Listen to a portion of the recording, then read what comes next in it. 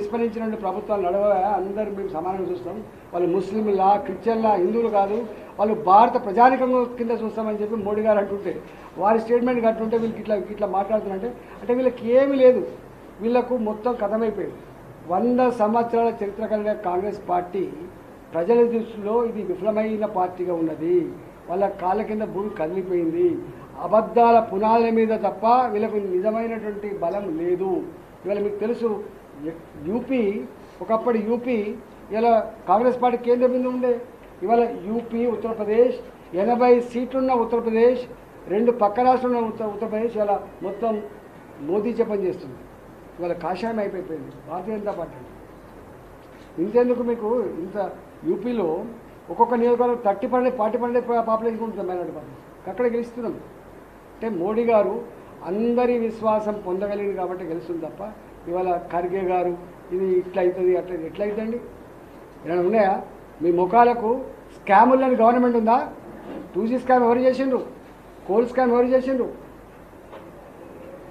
Bofors scam ఎవరి చేతిలో ఉండే? సొంత మంత్రులే జైల్లోకి పోయిన చరిత్ర ఎవరిది? మీది కాదా? ఇవాళ మాట్లాడుతున్నావు ఇందిరాగాంధీ గారు గరీబీ హఠావో నినాదం ఇచ్చింది. ఎప్పుడు ఇందిరాగాంధీ గారు 67, 68 ఇచ్చింది. గా నినాదం రాజీవ్ గాంధీ గారు కూడా ఇచ్చిండు. గా నినాదం ఇవాళ మీరు కూడా ఇస్తాను. అంటే 75 సంవత్సరాల కాలంలో ఈ దేశాన్ని పాలించిన పార్టీ, 5 దశాబ్దాల పైబడి కాంగ్రెస్ పార్టీ. ఈ పేదరికానికి ఇవన్నీ కారకులు ఎవరు? మీరు కాదా? ఇవాళ ఇవన్నీ కడిగేసుకుంటూ వస్తున్నాం మేము, రెక్టిఫై చేసుకుంటూ వస్తున్నాం మేము. భారతీయ జనతా పార్టీ మీకు కళ్ళుండి చూడలేని వాళ్ళు మీరు జీర్ణించుకోలేకపోతున్నారు. మీకు ఒక అహంకారం ఉండే, మేము తప్ప ఎవరు పాలిస్తారు దేశాన్ని. మీరు కాని పరిస్థితుల్లో మోడీ గారు వస్తే అర్థమైపోయింది దేశాన్ని. ఓహో, ఇంత గొప్ప పరిపాలన ఉంటుందని, ఇంత నిజాయితీ పరిపాలన ఉంటుందని, ఇంత కమిట్మెంట్ ఉంటుందని, ప్రపంచంలో ఈ దేశానికి ఇంత గొప్ప కీర్తి వస్తుందని చెప్పి ఎవరు వచ్చినాక వచ్చింది? మోడీ గారు వచ్చిందా వచ్చింది కదా. ఆమె డిబేట్ పెడితే తట్టుకోలేరు వాళ్ళు.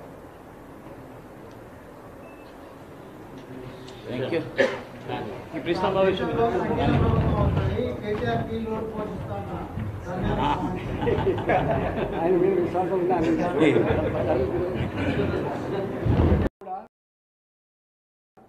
మీరు ఊహించలేకపోతున్నారు. మీరు తక్కువ అంచనా వేస్తున్నారు. అండర్ కరెంట్ ఉంది, మొత్తం మహిళలంతా మాకే ఓట్లేసి చెప్పి మా వినోదరావు గారు ఇంతకుముందు మాట్లాడుతున్నారు. 17 నియోజకవర్గాలు ఇవాళ భారతీయ జనతా పార్టీకి మోడీ గారిని గెలిపించుకోవాలనేటువంటి సంకల్పంతో ఓట్లేసినట్టు కనపడుతూ ఉంది. కాబట్టి ఇవాళ అదృష్టం ఏంటంటే మొట్టమొదటిగా కనెక్ట్ అయిన వాళ్ళు యువకులు. భారతీయ జనతా పార్టీకి బాగా కనెక్ట్ అయిన వాళ్ళు యువకులు.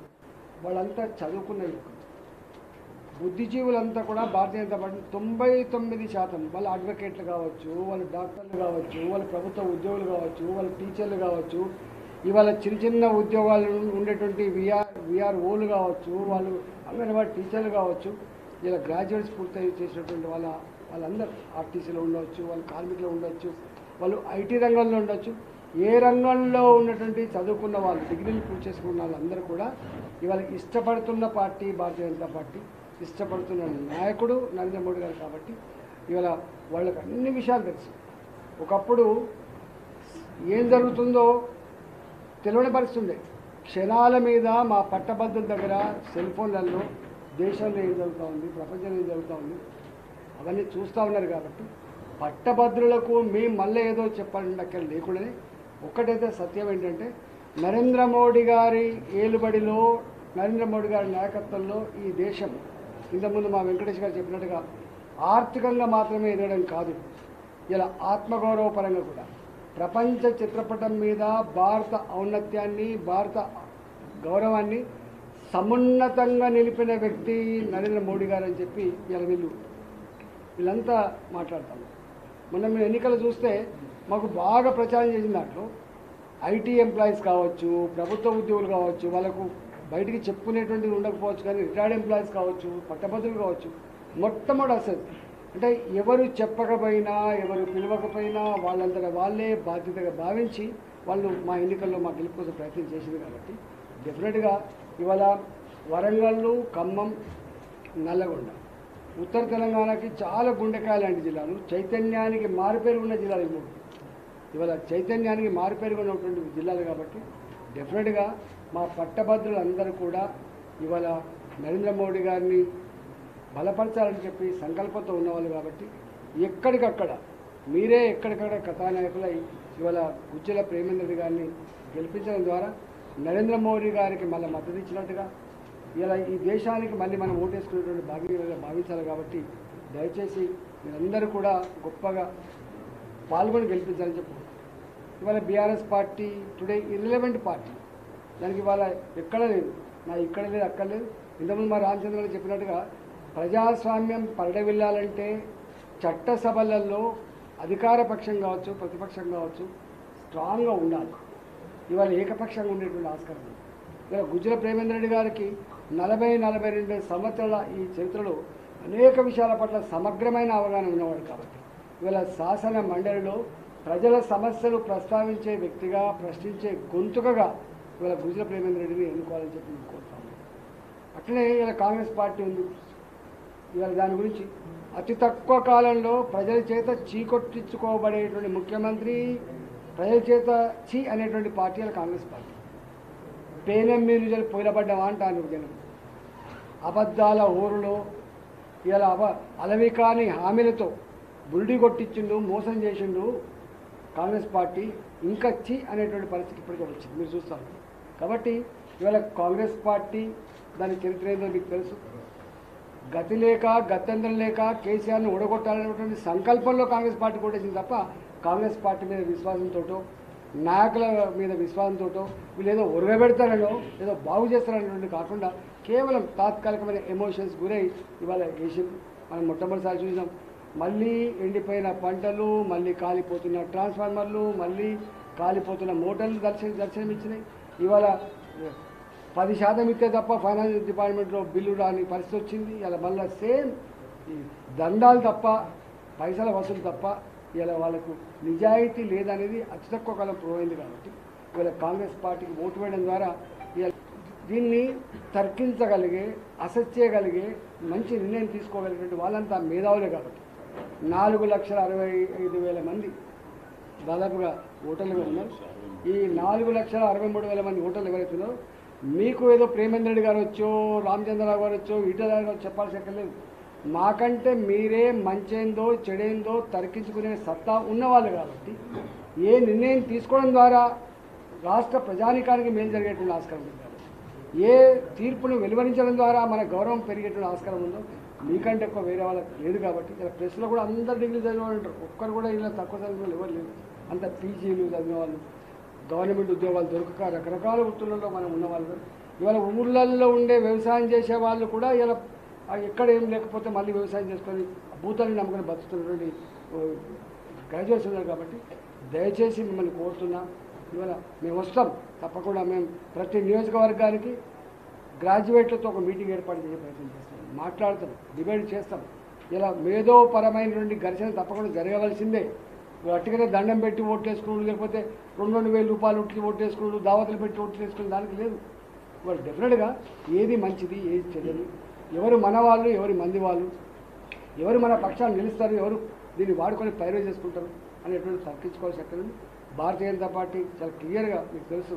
ఇవాళ ప్రజల పక్షాన ఉండి నీతిగా, నిజాయితీగా, ధర్మంగా ప్రజల సమస్యల ప్రస్తావన ఎజెండాగా ఉండేటువంటి పార్టీ. కాబట్టి దాంట్లో గుజ్జల ప్రేమేంద్ర రెడ్డి గారు ఇవాళ మన అభ్యర్థి. కాబట్టి దయచేసి వరంగల్ పట్టభద్రులకి, ఖమ్మం జిల్లా పట్టభద్రులకి, ఇవాళ నల్గొండ జిల్లా పట్టభద్రులకి మేము వినమ్రంగా చేసే విజ్ఞప్తి, ఇలా మీరు తప్పకుండా గుజ్జల ప్రేమేంద్ర రెడ్డిని గెలిపించాలని చెప్పి పేరుపైన విజ్ఞప్తి చేయడానికే మేము వచ్చినాం. ఈ 9-10 రోజుల పాటు కూడా మేము ఫీల్డ్ మీద ఉండి పనిచేస్తామని చెప్పి తెలియజేస్తాం.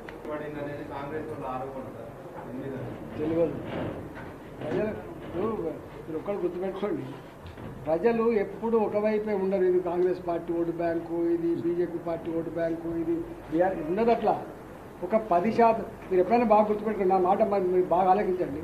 పార్టీల పరంగా ఏ పార్టీకైనా 1%, 2%, 3%, 5% కమిట్మెంట్తో ఉంటారు. వాళ్ళు కార్యకర్తలుగా నాయకులు ఉంటారు, వాళ్ళ కుటుంబాలు. కానీ 70, 75, 80% మంది ప్రజలు డైనమిక్గా ఉంటారు. పరిస్థితిని బట్టి, అవసరాన్ని బట్టి మారుతూ ఉంటుంది. కానీ ఇదంతా ఇది బీఆర్ఎస్ ఓటు బ్యాంకు, ఇదంతా ఎవరు ఓటు బ్యాంకు లేదు. ఎవరు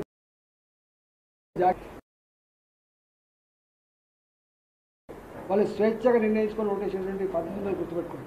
అందుకని వాళ్ళ ఓటు ఇలా బీఆర్ఎస్ గుర్తుపట్టుకోలేదు ఎవరు ఇవాళ మొన్నదాకా బీఆర్ఎస్ ఉండే ఇవాళ బీజేపీది మేము మంచిగా పనిచేస్తే ఒకప్పుడు కాంగ్రెస్ పార్టీ ఎదురుండే దేశంలో. భారతీయ జనతా పార్టీ 2 సీట్లున్న పార్టీ 303 సీట్లతో ఒక అజేయమైనటువంటి శక్తిగా ఎదుగుదని ఎవరైనా భావించిందా? ఇవాళ అదే నరేంద్ర మోడీ గారు ఆఫ్టర్ 10 years 370 సీట్లు అని చెప్పి మేము నినాదం ఇస్తలేము. యావత్ దేశ ప్రజానికం అంతా కూడా అప్కీ బార్ మోదీ 400 పార్, ఫిర్ ఏక్ బార్ మోదీ సర్కార్. ఈ నినాదాలు పార్టీ ఇచ్చిన నినాదాలు కాదు, మేము చెప్తున్నవి కాదు. కాబట్టి ఎవ్వరి ఓటు బ్యాంక్ లేదు. ప్రజలు డైనమిక్గా ఉంటారు.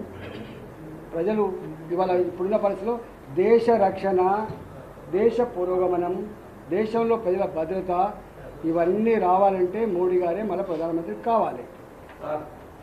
నిన్న మల్లికార్జున ఖార్గే ఏసీసీ అధ్యక్షుడు మాట్లాడుతూ మరోసారి కేంద్రంలో బీజేపీ అధికారంలో వస్తే నరేంద్ర మోడీ ప్రధానమంత్రి అయితే రాజ్యాంగాన్ని మార్చేస్తాడు, చైనా అధ్యక్షుడు ఆయనే జీవితకాలం ప్రధానమంత్రి ఉంటాడు, ఎన్నికలు ఎవరు ఎన్నికలని అంటున్నాడు. అంటే ఈ ఆరోపణ 2014 కూడా చేసింది. ఇదే చిల్లర అవగాహన లేని మతి లేని ఆరోపణ 2014లో కాంగ్రెస్ పార్టీ చేసింది. మోడీ గారు దేశానికి ప్రధానమంత్రి అయితే ఈ దేశం విచ్ఛిన్నమవుతుంది, ఈ దేశంలో మత కళాలు వస్తాయి, ఈ దేశం తిరోగమనంలో ప్రయాణం చేస్తాను. 10 ఏళ్ళ తర్వాత ఏం తెలిపోయింది? 370 ఆర్టికల్ రద్దు కావచ్చు, ఛాందస వాదపు పద్ధతిని పక్కకు పెట్టి త్రిపుల్ తలాక్ను రద్దు చేసి ఇలా మైనార్టీ మహిళల గౌరవాన్ని వాళ్ళకు జీవితంలో ఒక భద్రత ఇచ్చినటువంటి పార్టీ బీజేపీ పార్టీ గుర్తుపెట్టింది. నిన్న మోడీ గారు ఒక మాట మాట్లాడారు, ఒక జాతిని విస్మరించినటువంటి ప్రభుత్వాలు నడవ అందరూ మేము సమానంగా చూస్తాం, వాళ్ళు ముస్లింలా క్రిస్టియన్లా హిందువులు కాదు, వాళ్ళు భారత ప్రజానికం కింద చూస్తామని చెప్పి మోడీ గారు అంటుంటే వారి స్టేట్మెంట్ కట్టుంటే వీళ్ళకి ఇట్లా మాట్లాడుతున్నారంటే అంటే వీళ్ళకి ఏమీ లేదు, వీళ్లకు మొత్తం కథమైపోయింది. 100 సంవత్సరాల చరిత్ర కలిగిన కాంగ్రెస్ పార్టీ ప్రజలు